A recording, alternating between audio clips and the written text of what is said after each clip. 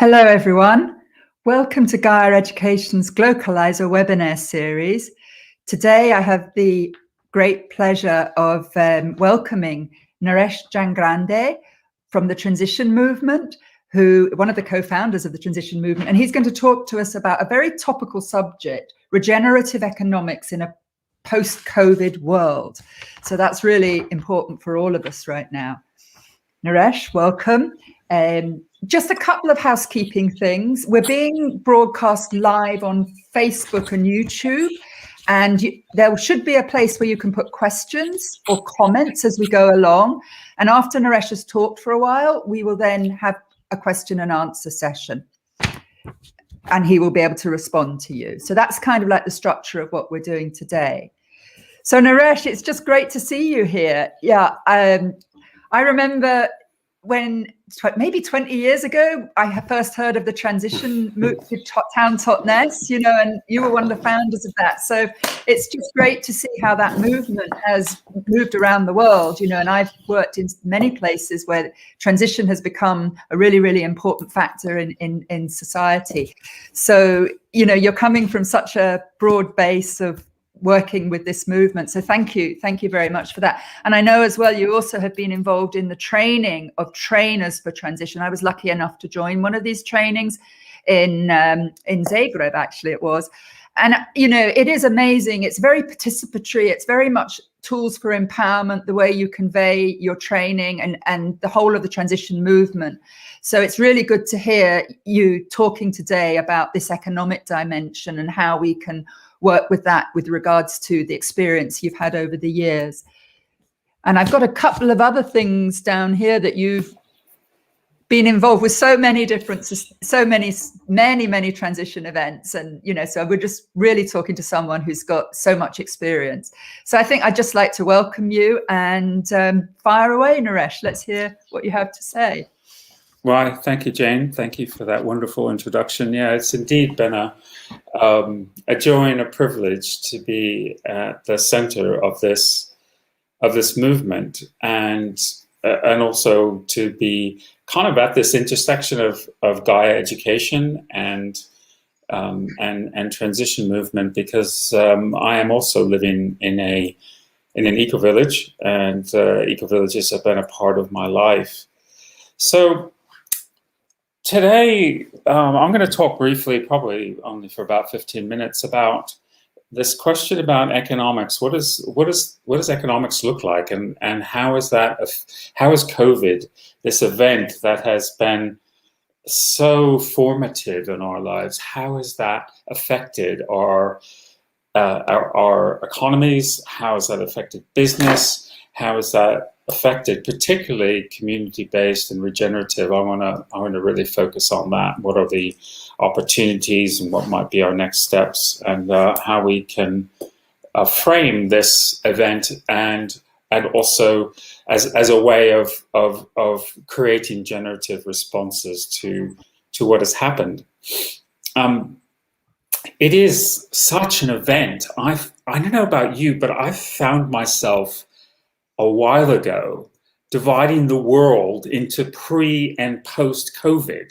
It was like this sort of, I didn't do it consciously. It just sort of happened.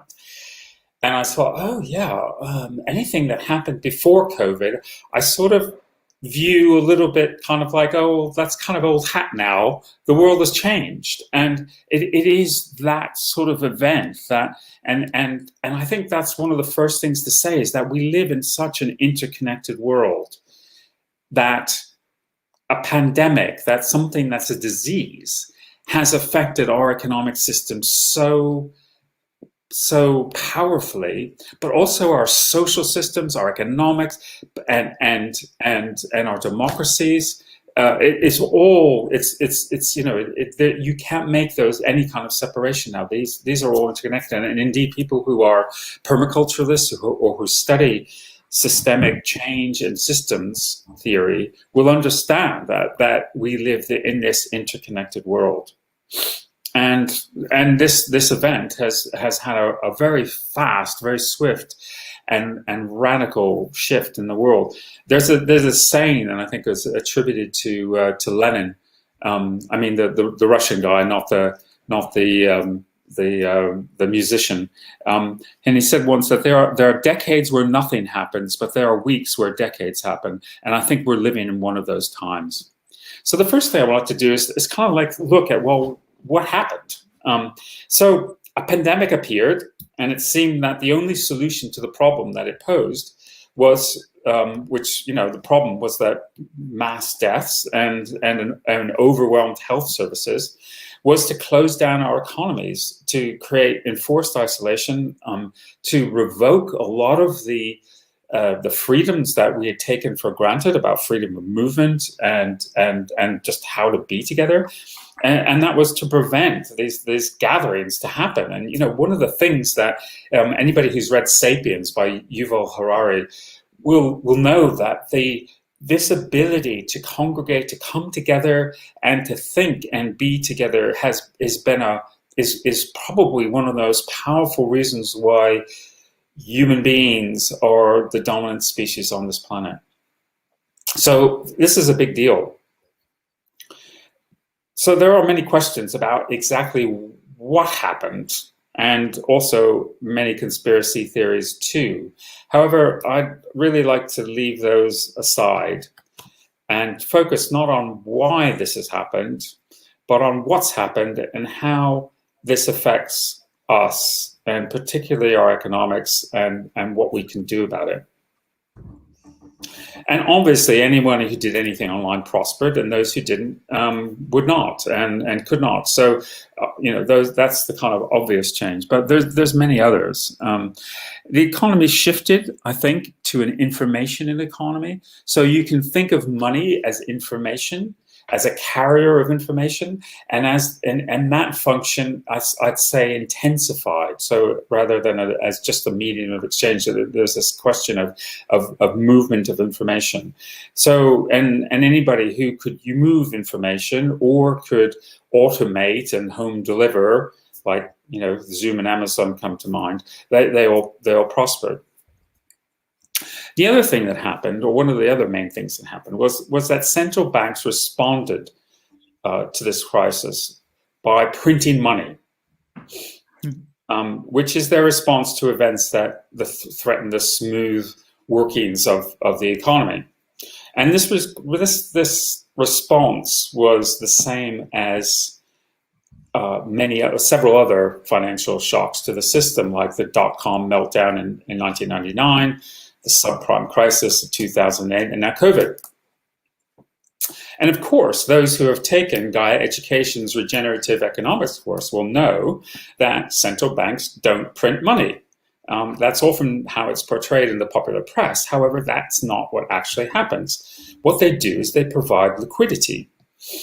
So what does that mean? That means that they buy assets, often risky or worthless assets, from financial institutions, which then provides money to those financial institutions that held those assets, who can then use that money to make more money by lending to businesses or buying other assets such as stocks and shares and bonds, etc. And they also, of course, issued stimulus checks in certain countries to ordinary businesses and individuals.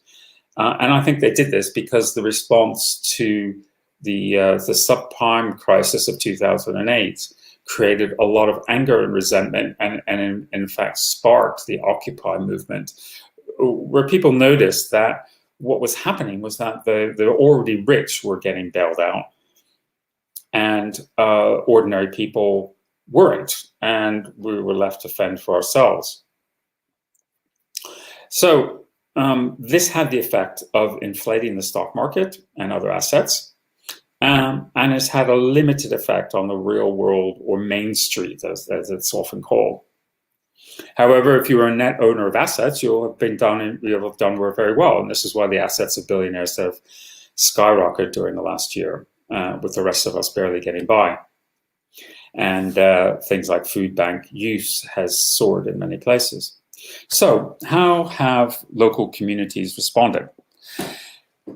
Transition towns in the US, so obviously I'm involved in transition towns, so I pay attention to what they're doing. They've been able to respond much more quickly than other government agencies to keep people and their communities safe. There's a lovely video, which if I can, let me see if I can put it in the comments. If I can copy that and put it in the comments. There's a lovely video that was done. How come I can't? For some reason I can't see the window. Anyway, if I can manage it, I'll put it in the I'll tell you what, I'll put it in the private chat, and if somebody can move it across to the comments, that would be useful. There's a lovely video of how and in what way transition towns have responded to the crisis, often much quicker and much more directed than even local governments had been able to do. And it was clear immediately that that we needed to up the resilience of our communities, and they did particularly well, I think. Here in Britain, we had both COVID and Brexit happening at the same time, so it was a bit of a double whammy to the economy. And understandably, a lot of people grew quite nervous about where they're going to get their food. So we saw the sale of vegetable seeds doubling in the pandemic, and we also community-based agriculture got a real boost. So people, I think, kind of almost instinctively turned to community-based producers if they happen to live in communities, which I do here in Totnes, where there are a number of very good community-based enterprises that are growing food, that are providing food either through box schemes or through community-supported agriculture. So people turned to those as a way of ensuring that they were able to get both, food and good quality food during this pandemic. So community-based agriculture got a real boost. And speaking to several of our local community agriculture projects there, one of which I spoke to, that they said their vegetable box scheme doubled within a few weeks, and they were struggling to meet demand, and that continues. They also had some problems because of importing food from Europe, mostly because of Brexit, but it's certainly been very profitable. And it's interesting to note that they are what I call a blended business. So they operate online and offline. So they have a presence. They sell in the local market, and they also sell online. And I think that's interesting. I think that's also important that again, these businesses who have been able to make that shift or have that function there already have been able to do very well in this pandemic. So what else has changed? Well, I call this time the quickening. And what I've seen is that already established trends have intensified. And as in that quote by Lenin, we have seen a few decades worth of changes in just a few short months. And the switch to online working is just one example. It's not just online working, but I think a lot of events and gatherings, such as we're doing here tonight, is not going to switch back to purely in person. I think we will always have online components and ways of attending events or trainings, and it's made that world much more accessible. And in fact, I'm sure I'm not alone in sometimes feeling overwhelmed by the amount of choice. I've been invited to events that are taking place in West Coast United States, events that are happening in India, and that probably wouldn't have happened 1 or 2 years ago, even though it was technologically possible. And I think that this trend will accelerate. It's been in place for a while. It's just that people have been forced to learn how to operate the technology and to work with it. And people who were reluctant to learn have been forced to, in order to stay in the game. The philosopher Alain de Botton said just a few weeks ago, he said, anyone who isn't embarrassed by who they were just last year probably isn't learning enough. And I think this is a time for learning. So I think, again, this is very topical in terms of Gaia education and the work we're doing there. So what other trends have been happening already and have quickened? So there's been a switch from global to local.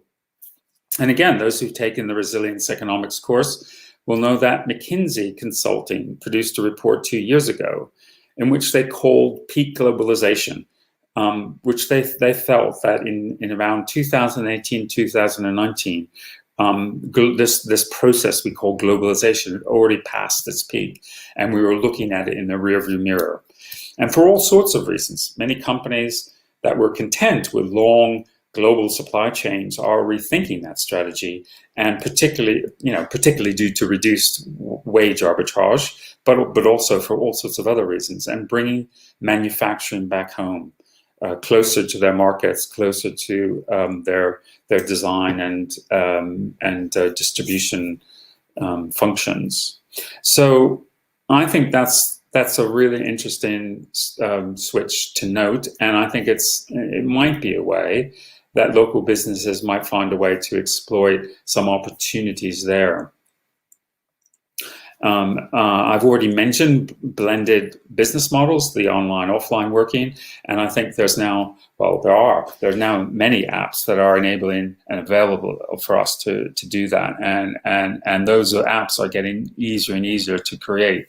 So anyone who can seize that opportunity where you're using both applications and web technology as well as face-to-face and maybe selling on the main street is going to be that's definitely a winning strategy. The other thing that's changed is the sharing economy. Now, we all know about the so-called sharing economy, such as Uber or Airbnb. However, another really interesting development that has quickened, I'd say, in the last year or two, is something called platform cooperativism. So there are a number of apps that are currently have been developed and are in the process of being developed, which enable people to establish distributed cooperatives online where they were able to offer their goods and services to people wherever they are, as long as they can be sent or processed. And it enables people to own the platform on which those goods and services are being sold. So this is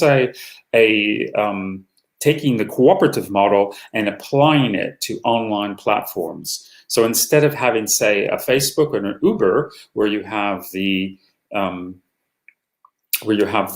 there's an owner and there's shareholders who are gobbling up all the profits that this system generates, you have a cooperative platform where both producers and consumers can be members, and they can enjoy the benefits and also have a democratic say in how those platforms are run.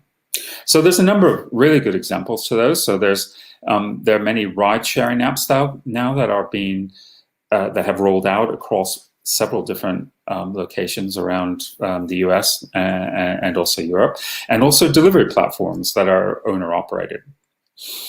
There's a new worker-owned and operated app currently based in New York City called Up and Go, which is a cleaning and homemaking application. And again, they're probably going to be expanding their reach and the possibilities of that platform. So there's another really, I think, an interesting example. So Up and Go is they're cleaners. They're people who do mostly domestic, but also maybe some commercial cleaning. They own the platform. They're able to have a democratic say in how their workplace is organized, what pay they get, and what conditions they work under. Airbnb has sprung up, which is an alternative to the other one I mentioned before. And there's a number of other locally based co-op models that are adopting this platform technology to create a new economic format that works for everyone and challenges this extractive economic model, which is killing us and also destroying the planet in which we're working. Another area is the area of recycling and upcycling. So there's a number of app-based tech that has surged, such as home shopping, and I'm thinking of apps such as Depop, which enables you to create, trade and exchange clothes and things like that. And fintech, financial technology, has also entered the regenerative economic space. Fintech can be quite problematic because, again, there's lots of different models for how that's created. But if we focus on these models that are cooperatively owned, that are democratically controlled, and that are designed to distribute power rather than concentrate power, I think that they can be really interesting tools to help us live in more regenerative ways. So a few of the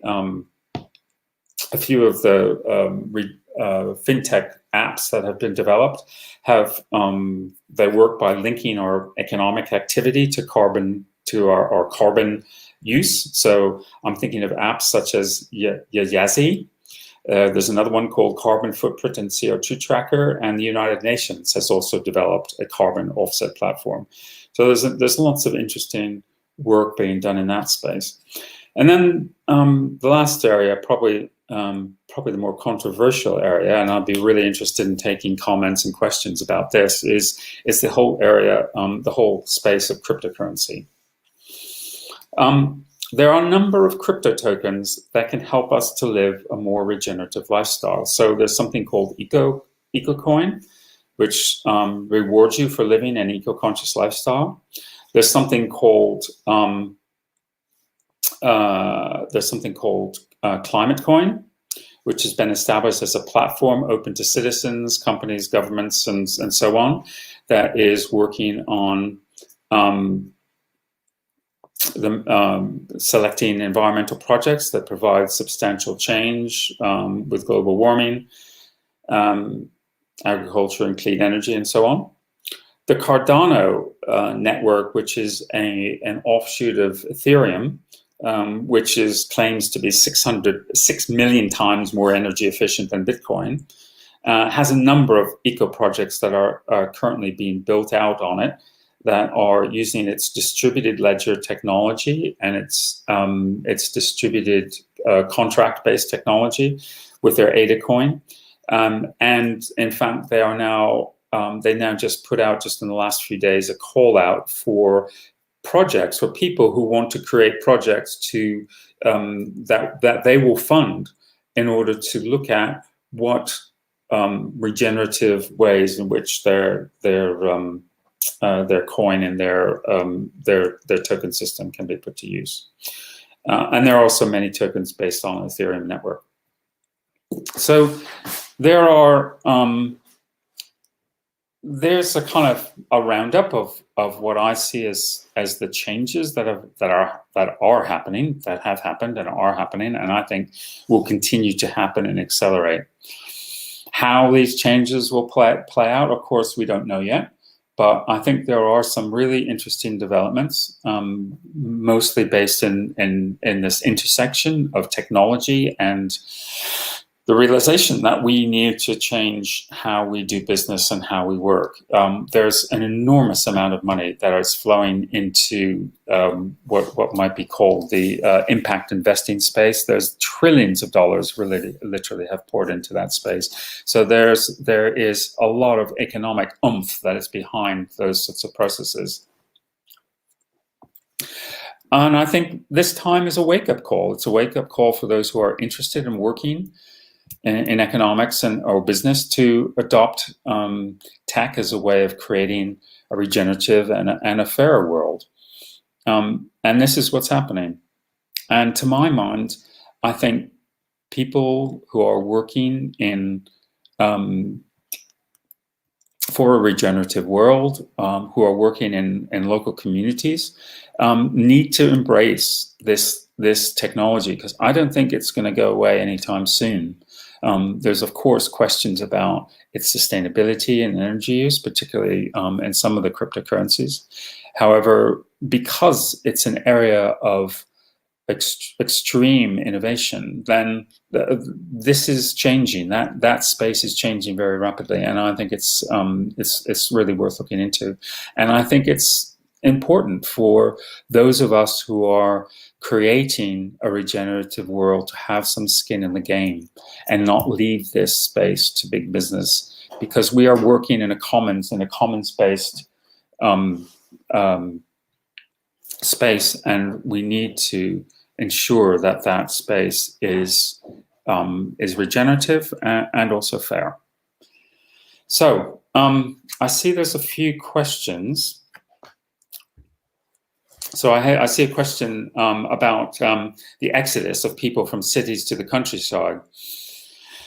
So this is the privilege. Yeah. So there's a question about land access. So yeah, that's an interesting question, and and again, there's no easy answer to that. However, there are some interesting projects that have sprung up here in Britain, and again, I know it's Britain. It's probably happening in other places. There's somebody called Chris Menge who wrote a book called Small Farms Future, and he's created something called an ecological land trust, where he's enabling. He bought a small holding of I don't know how many, maybe 2 or 3 hectares, and where he lives and he farms. He's also an academic and a writer, and he's created a way in which he can use this project to, in a way, pay it forward. So what he's done is create a way so that people can then take some of the money he's used in order to buy his land, and as he pays off the loans to buy his land, to make that money available for the next person to buy other land, and then in turn, when they've paid off their loans, they can then pay that forward and create other small holdings as a way of unlocking land. Now, that's something that has happened here in Britain. And because we have land that is, by and large, privately owned, there are some transition towns that have managed to unlock access to land using local authority land. And however, there are in many European countries, there are very different models for how land is owned and used. And I know, for instance, in Croatia, it's very possible, if you have a land-based project, to go to the mayor of a town and get access to that land. And I think that's probably the case in many European countries. So, but land access and privileged access in that way is certainly a really important piece of creating a livable world. So, Jane, over to you. Where should we go next? Yeah. Oh, thanks very much, Naresh. There are 1 or 2 questions, and I'd just like to invite anyone else who'd like to put some questions or comments into the chat box, because now is the time we can do question and answer with Naresh. And I can see one here, Naresh, from Amina, and it says, how do we invite and encourage more mainstream capital into the regenerative economy? Well, yeah. It's well. Or do we? Well, it is. It's happening already. Like I said, there are enormous amounts of money flowing into to the regenerative economy. There's certainly a lot of money in things that are, and the place that I think it started first was in the renewable energy sector. There were a number of startups here in Britain which created various different energy, wind farms or solar farms, which were community-owned projects, and it was possible to invest in them, and that is still happening.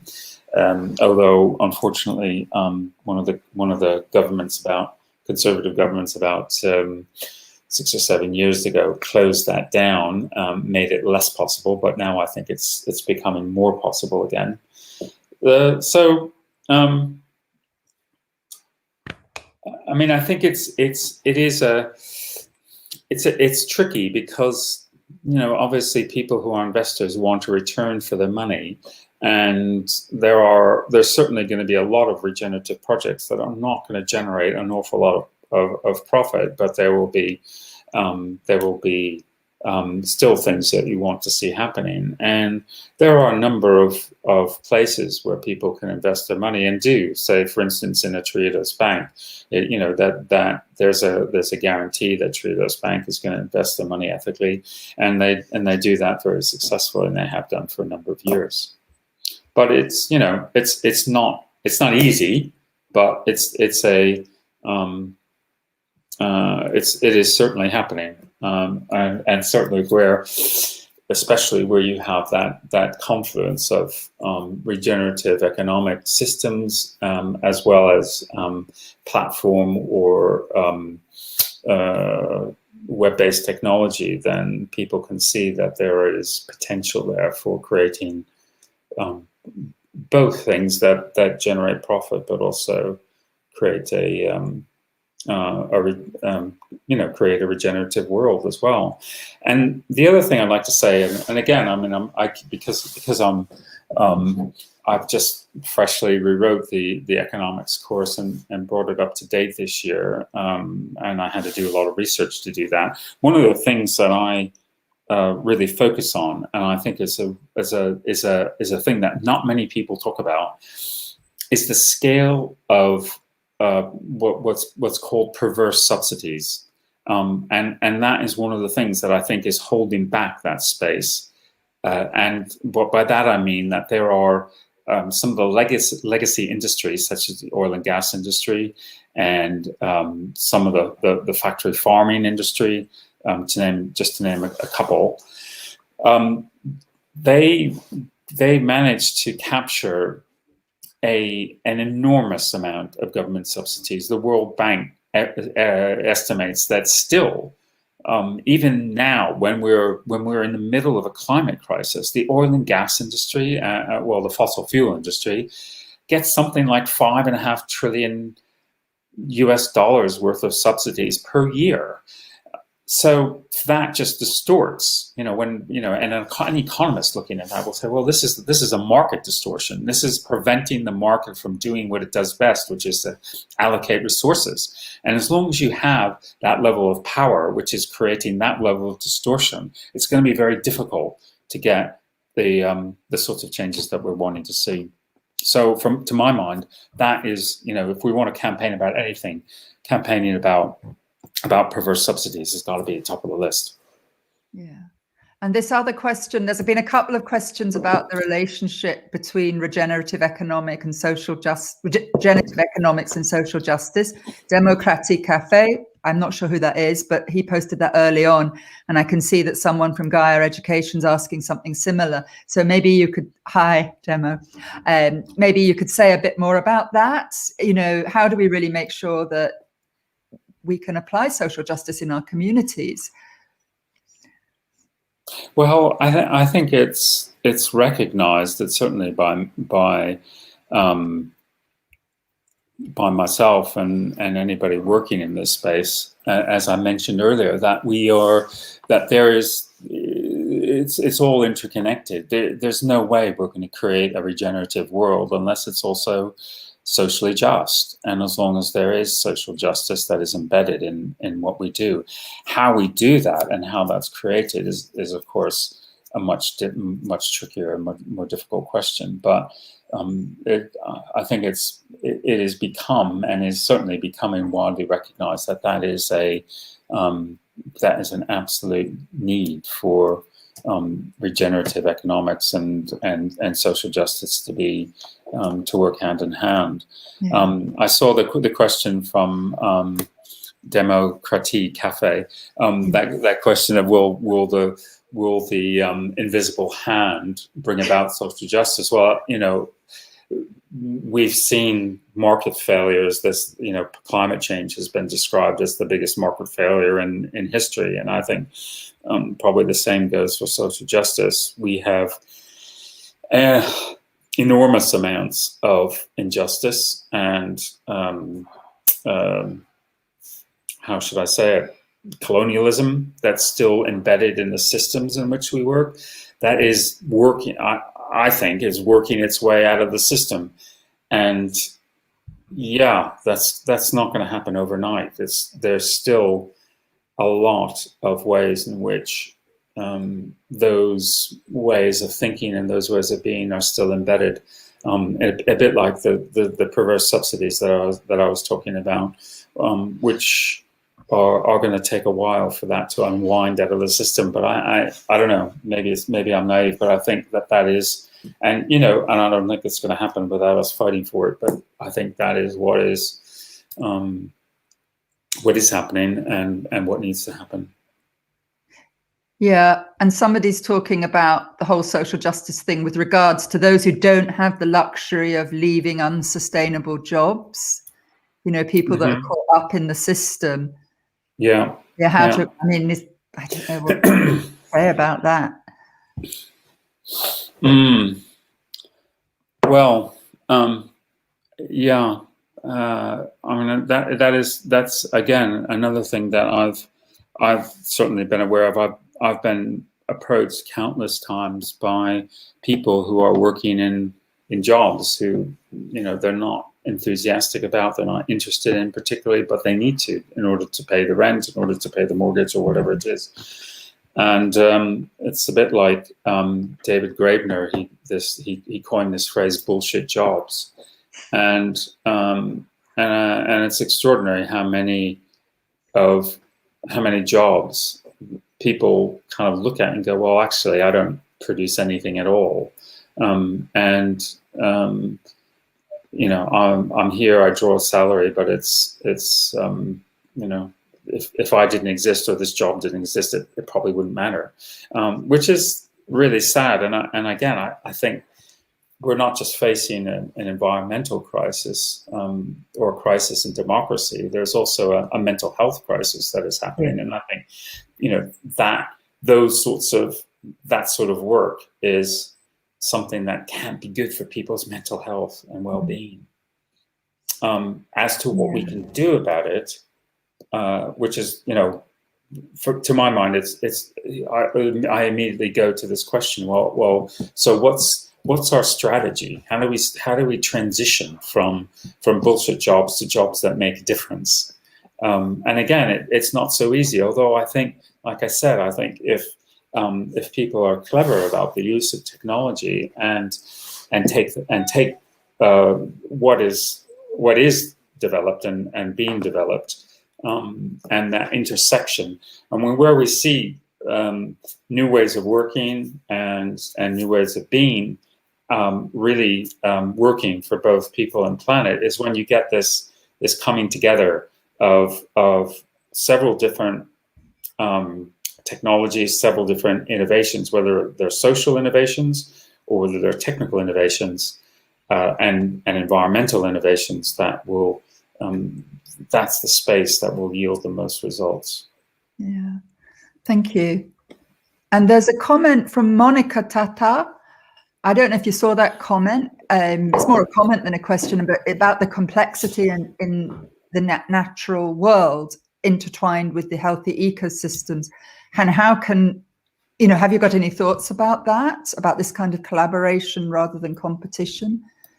And how for humans to, I guess it's the inner aspect, I don't know. Well, it's interesting, Monica, that I think I alluded to that when I talked about Yuval Harari saying that the thing that was, that's the driving force of human success and why we are such a successful species is our ability to collaborate and our ability to learn from each other.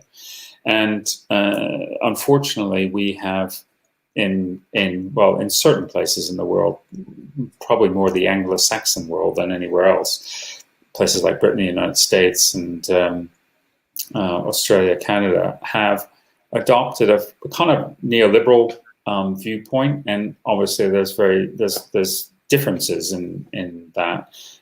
Some places are more like the United States is the sort of extreme end of neoliberalism, and as a result, we see the sorts of market failures that have happened recently in the energy grids in Texas going down because of the fragility of those systems, because of there's no incentive for free market operators to provide the sort of resilience that those grids need. And the story that gets incorporated is the story of competition, and that competition is what drives innovation. Competition is what drives the changes that are happening, and it drives profit and so on and so forth. Well, it's clear to many of us in the economic sphere that that's not really true, and that is a story that's been perpetrated, and it's taking a while to die. But there are there's lots of studies now, and there's lots of examples of how cooperation is really the driving force for both innovation and also the ability to create new business models and new ways of working, and that's what drives business, and that's what drives cooperation. And there's the question of the role of governments, and how governments can play their role in enabling innovation to accelerate and to happen. A lot of the things that we take for granted in our lives, like the internet, was something that was built on the back of government research. Yeah. Thank you. There's a couple of questions coming in about the cryptocurrencies. One from Mandy. Mm-hmm. I think that's Mandy in Mallorca. Hi, Mandy. How realistic is the use of the currencies? And would Gaia support the use of them, which is an interesting point. And then there was another question a bit further down. Maybe you can answer just the two at the same time. Could you remind us the main players in cryptocurrency that sustain regenerative economics, and how safe it is to switch? So a couple of questions, just digging a bit deeper into the cryptocurrency, if you've got some thoughts. Okay, well, cryptocurrency, I think, is a very interesting space, and again, there's everything is happening. Both, I'd say there's some very regressive players in that industry who are still using that kind of extractive model. But I think there's also a number of organizations that are setting up, that are taking on board distributed decision-making, and also creating cryptocurrencies and tokens that are derived from these cryptocurrencies that could be put to very good use in the work we do. And I haven't yet found or settled on any one that I think, well, yeah, that's going to be it. But I think the Cardano, that's spelled Cardano network, I think is they produce a coin called ADA, and I think that is a really, really interesting piece of technology.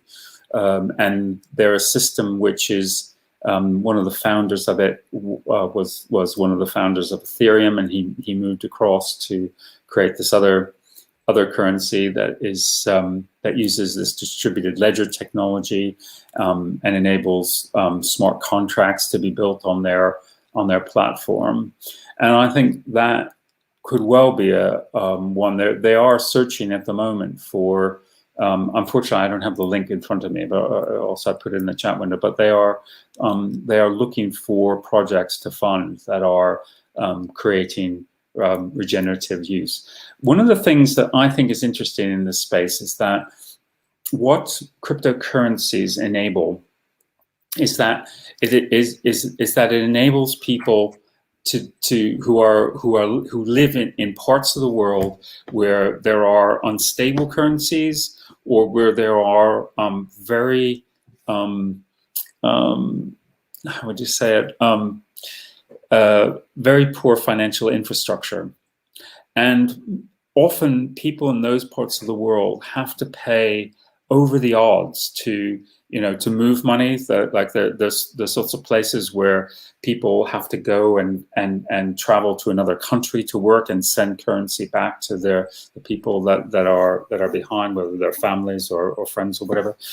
And they have to pay a lot of money to do that. Now, some of this distributed ledger technology and some cryptocurrencies are emerging that are enabling people to do that, so that they pay a very small fee for moving money around the world.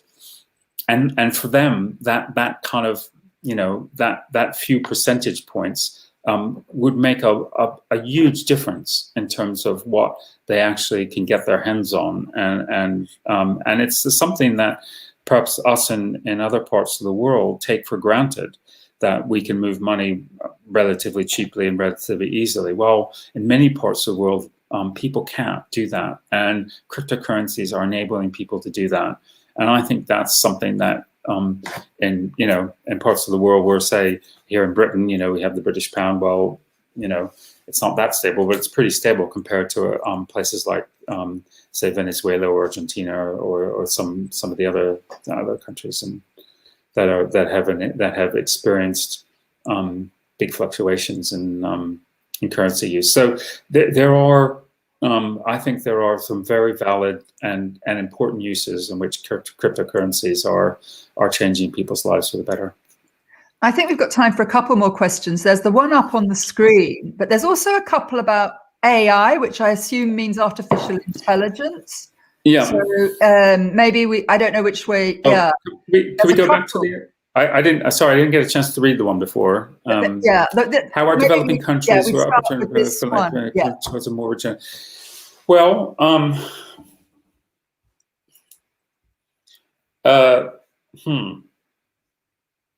not quite sure what the question is getting at. How are developing countries with upward trend in population like India contributing towards a more regenerative economy? Well, I mean, the thing is, places somewhere like India or and certainly other parts of the world, there are I know a number of people there who we are in contact and we are dialoguing very strongly with them about how to create regenerative economies. There's certainly a lot of people in India I know who are thinking about that, and India is doing what a lot of developing countries are doing. A lot of countries with very large populations that have a big impact on global resource and energy use. They're thinking, what I see places like India doing is they're leapfrogging the old fossil fuel economy, and they're moving into renewable energy just because it's cheaper, and it makes sense. And certainly for more rural parts of India to put in a local, and there's some really interesting work going on in India doing these kind of local distribution grids that are not connected to the main grid because they're so far away and they're not getting connected. But to put down a local energy grid that supplies say a village or a couple of villages is a much more efficient way to provide power and light to those villages at a much lower level of energy and resource use. So those sorts of things are happening. And, we know that India is also burning a lot of coal, but I think that sort of, that's changing, and that's changing very quickly. Yeah, I'm also aware of a lot of networks in South and Southeast Asia that are really building on the indigenous wisdom and the traditional way of living and bringing that into their work, and sort of remembering that it's very close. And, so I think there's a lot to learn. And Helena Norberg-Hodge wrote a book about that, learning from the DAC, about really how we can learn from these cultures. And this then becomes the empowerment process. Sorry, I just wanted to add that. But maybe come back to you on this artificial intelligence thing. I'm not quite sure the question. What is your opinion about? I mean, I know that when I was... Okay. Sorry. Yeah, okay. Well, about artificial intelligence and the future. Well, I think there is... I think there again, there's a very strong case to be made that we can use artificial intelligence to do a lot of things that are, quite frankly, beyond the capacity of human brains to solve. I would very much like to see AI put to the service of regenerative local economies, as a way of solving some of those problems that are really, really difficult, like how to engage people and the sort of messaging and engagement processes. And I think AI learning can be a very powerful technique in that. And I think I struggle to see a pathway to a regenerative world that doesn't use AI. Now, the problem that we face, however, is that for the most part, technology is put in the service of an extractive economic model, which seeks to increase economic activity and which then increases energy and resource use. And as long as that's in place, then it's only going to be a partial answer. So we need to tackle that problem. And again, there's no easy answers, because if there was, we've done it already, but there's no easy answers to how do you put technology in service of creating economies that produce absolute decoupling in resource and energy use. To my mind, nobody's done that yet. There's a certain amount of people who have done relative decoupling, although that's also called into question, because I think what a lot of European countries have done is all they've done is they've exported their heavy industries to places like India and China, and then said, oh, well, we've raised GDP and lowered energy use. Well, I think if you actually take a whole systems point of view, you'll see that actually that hasn't happened at all. And then all that we've done is we've exported our carbon emissions and resource use to other countries who are doing the manufacturing for us. So that is the key piece of change that we need to be focusing on. Yeah, and Monica's comment, I don't know if you saw this here, how to, she's talking about AI as well and how it thrives from competition and exclusion and feeding into surveillance capitalism. Ooh, yeah. So how do we mimic nature complex collaboration? How do we bring nature into this? Interesting. Well, yes, no, Monica, I totally agree with you. There is such a and I don't think it's inbuilt in technology, but it's certainly the case that one of the ways in which one of the changes that has happened is that we are surveillance capitalism that of which Shoshana Zuboff writes very eloquently, and which I've written into the economics course to examine that, and how these technologies, because they concentrate, there's such a way to concentrate wealth and concentrate information, but also to create just one-way information flows. So what Zuboff looks at is how technologies have been built so that there's the people.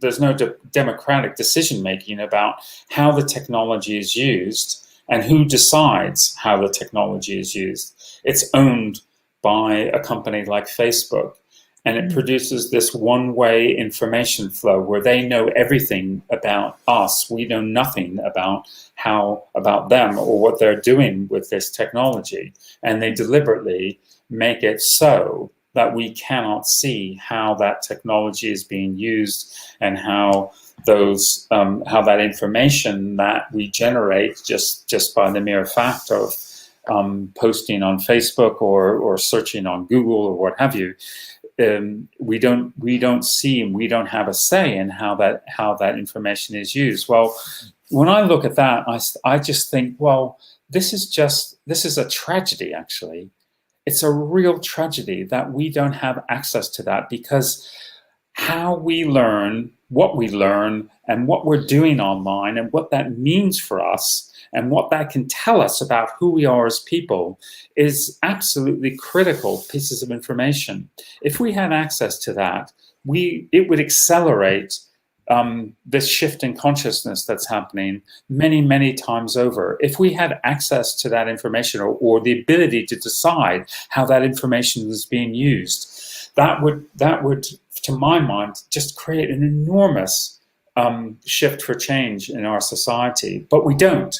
All that information is used for is to sell us stuff, and sell us stuff that's not making us happy. It's not helping us. All it is creating more sadness and more inability to create abundant and peaceful lifestyles. So the question is then how to create two-way information flows, how to have access to the information that we create. And there are groups and there are projects out there, and there are online tools that are being used that can create that change. And they are developed. So there's something called Hilo, that's an alternative to some of the other online working spaces that use holochain technology, in which your information isn't being sold. And there's also something called Swatch, which is taking the information that you generate as you do things like searches, and it is returning the value of that back to you. So there are things that are starting to address that, but it's a long and hard road, and it's one where we have. We just, it's really difficult not to trade the convenience and the ease of use of, say, a Google for another platform that's perhaps a bit less useful, and not want to choose the latter rather than the former. But it is happening. I mean, there are those platforms around now, and people are aware of that. Of those sorts of problems. So, and maybe let's hope there's a quickening on that at this time. Well, I hope so. Yeah, exactly. And thank you. I think we've got time for one last question from May East, about, to end on a positive note, how do you nourish a sense of non-monetary abundance? Yes, thank you, May. That's a great question. Well, I think it's, for me, when I feel my life, I think, well, what is it that makes me feel rich? And it's not the amount of money I have in bank accounts or whatever. It's the quality of connection I have with people. It's the quality of what I feel when I can step outside and be in a natural setting. It's what I feel when I have my hands in the soil and I'm growing food or gardening or whatever. It's those sorts of things that I think create an abundant lifestyle. One of the things we look at in the regenerative economics course is some of the alternative economic indicators. People realize that GDP doesn't really work as an economic indicator, and what are those things, and how do those economic indicators work, and what are they measuring, and how might we measure it? How might we use our economic system to create abundance, to create human wealth, but also wealth in the natural world, in our ecosystem. We look at things like the work of Manfred Max Neef, who was a Chilean. He called himself a barefoot economist, and he he created this whole framework for wealth and poverty, which realizes that, well, the things we normally think of as wealth are just purely subsistence, and there's so much more to life other than subsistence. But of course, if you're not living at a subsistence lifestyle, then it's very hard to focus on that. And again, that's something we look at in the economics model, realizing that beyond a certain level of wealth, then we just aren't any happier. And it's those sorts of things that bring quality of life, that bring the quality of connection and love, and is what really creates abundance.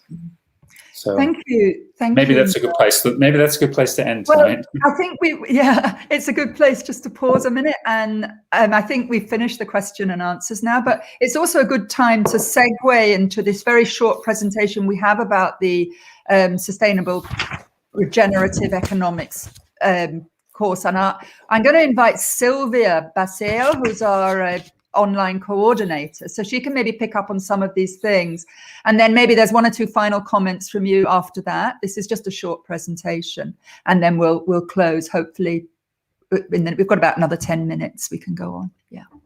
Okay, Sylvia, welcome.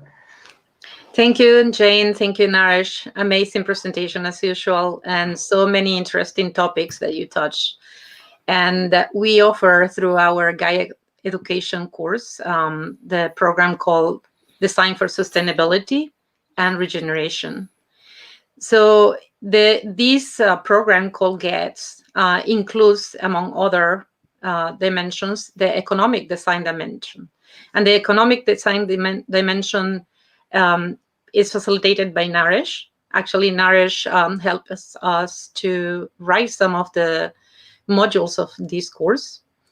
And the course, as we have seen before, integrates many different things. So it has a holistic and systems or whole systems design approach, which means that instead of solving a problem from one point of view or just from the economic point of view, we interact or intersect the social, worldview, and ecological aspects of any one of the challenges. And where are the rest of the presentation? There. Okay, so the economic design is just one piece of that program. And the program has 5 modules, as we can see here. Can you make it a little bit bigger? The redesigning economic systems, the exploring alternative currencies. As we have seen by the presentation, alternative economics indicators, and the learning about regenerative enterprises and social innovation. And in the last module, we explored the role of cooperatives and legal reforms in regenerative cultures. So that's part of the program that we include. And now, Naresh, I don't know if you want to say something about the course itself, or if anybody has questions. I mean, I think I would love to join this course with Naresh. It sounds really exciting for me, and I'm not a fan of economics, but Naresh, do you have any comments? I'm just because I've spent the last 6 months rewriting the course and bringing it up to date.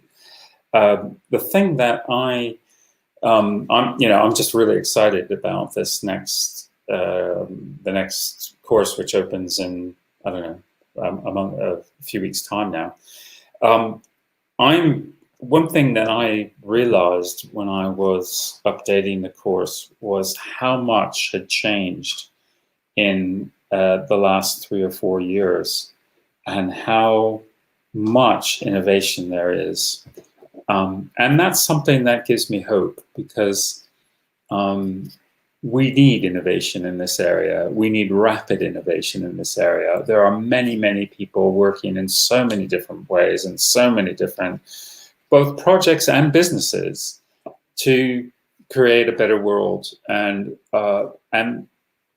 what we're seeing now is that companies that are at least beginning to work in sustainable and regenerative ways are companies that are being successful. And that shift has really just happened in the last 2 or 3 years.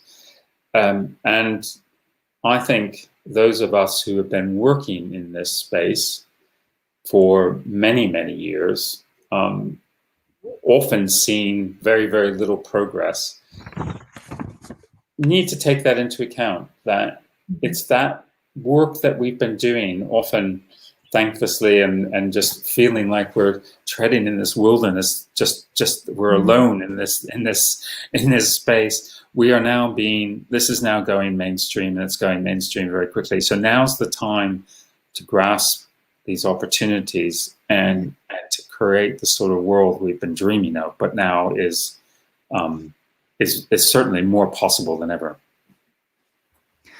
Well, I'd like to thank you very much, Naresh, for your such thoughtful contribution, and I'm sure everyone is thinking about this quickening and how we can really adapt in these times, of COVID, and not to see it as an opportunity, but to respond to the new circumstances in a way that's skillful to further this regenerative aspects. And if any of you are interested in any of the Gaia education material, I think there's in the chat our website. And I'd like to thank all the participants who've joined. It's really good to have you here. I hope we've done justice to your questions. I know some of you, maybe I didn't get around to all of them, but we'll have a look at those afterwards. And if there's anything to follow up, we will do. So yeah, we hope to see you on our next webinar. And Sylvia, thank you. Naresh, thank you. And thank you to everyone.